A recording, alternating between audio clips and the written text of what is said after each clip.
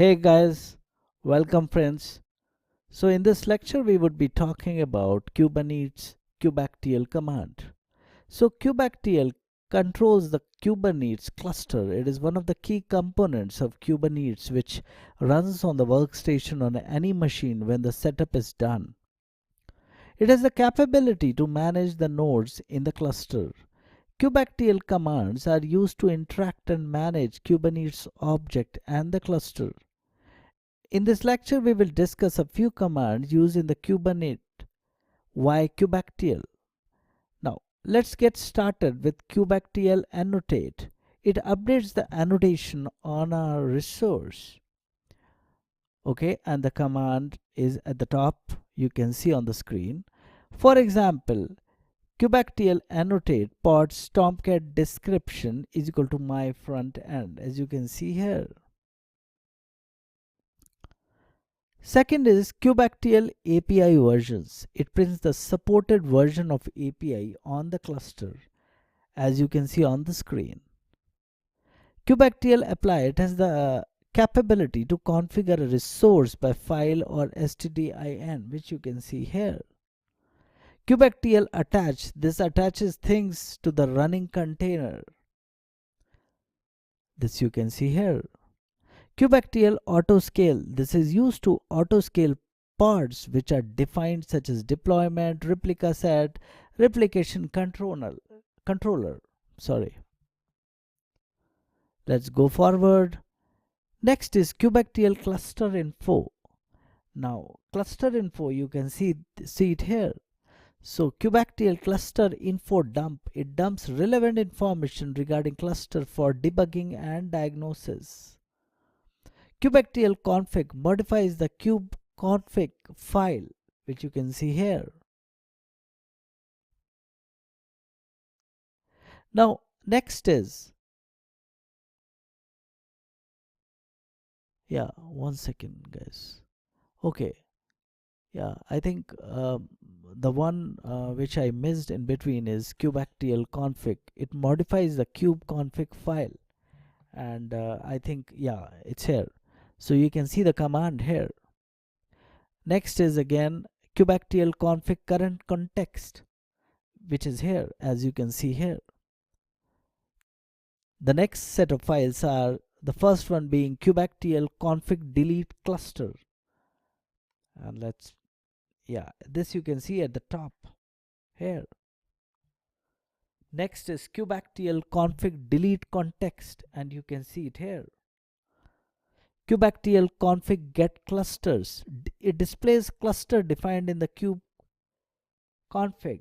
You can see it here. Kubectl config get context. This you can see here.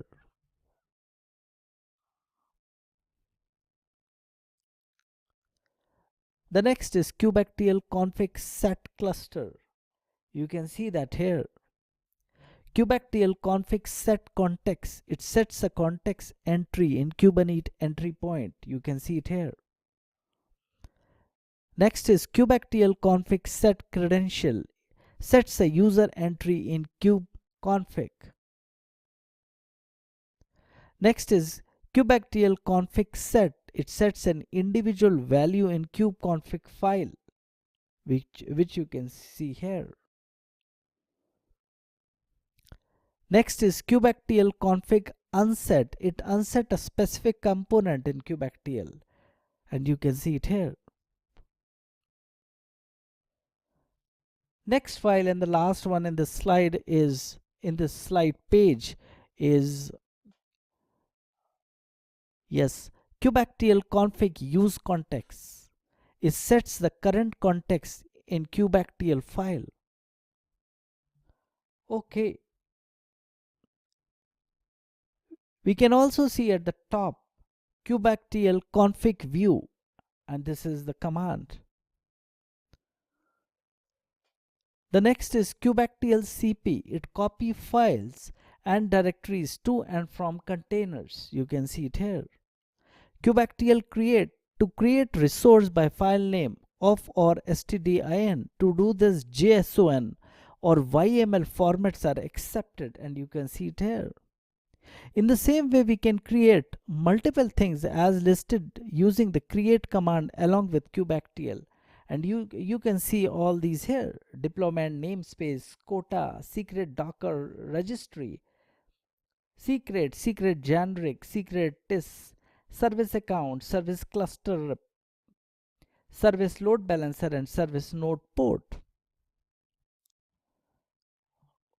Also, you can see kubectl delete. It deletes resources by file name, stdin, resources and names. It's mentioned here.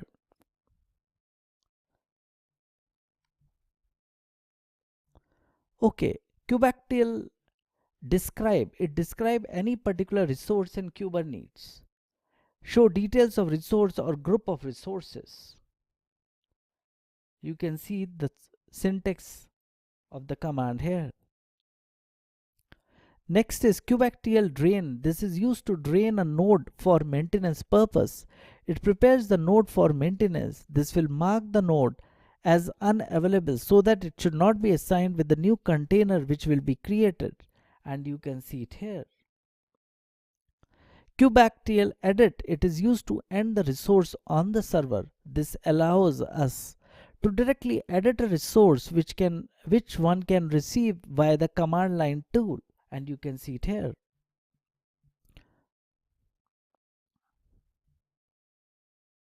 Next is kubectl exec. This helps to execute a command in the container, and the format of the command is this. Kubectl expose. Next one. This is used to expose the Kubernetes objects such as pod, replication controller, and service as a new Kubernetes service. This has the capability to expose it via running container or from YAML file.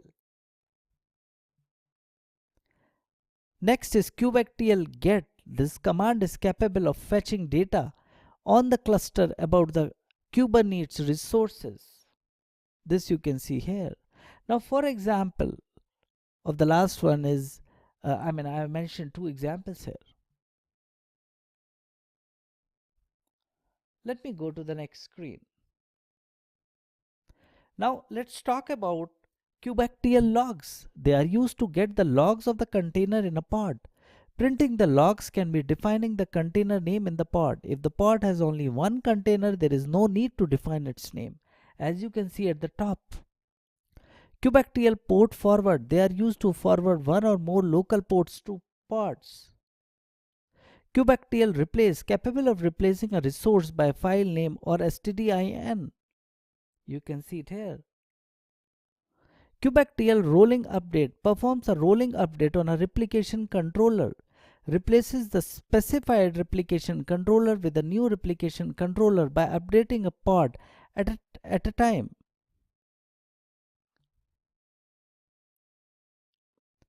Quickly moving to a couple of few more. Kubectl rollout. It is capable of managing the rollout of deployment, as you can see here. I'm sorry.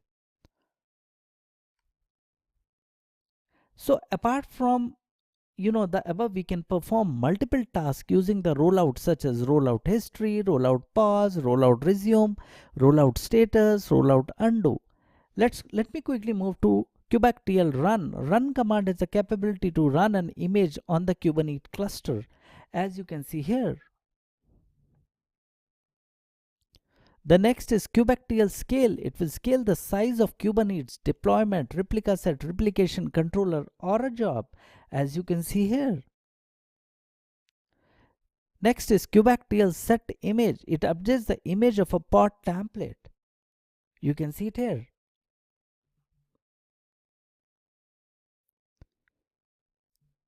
The next being kubectl set resources. It is used to set the content of the resource. It updates resource limit on object with pod template, as you can see here. Now, the last not the least here in this lecture is kubectl top node. It displays CPU, memory, storage usage. The top command allows you to see the resource consumption for nodes. and the syntax and command is this. The same command can be used with a pod as well. So this finishes this lecture, and in the next lecture we will proceed with a couple of few things in commands, Kubernetes command, which are remaining. So till then, I'm taking a pause. Thank you very much.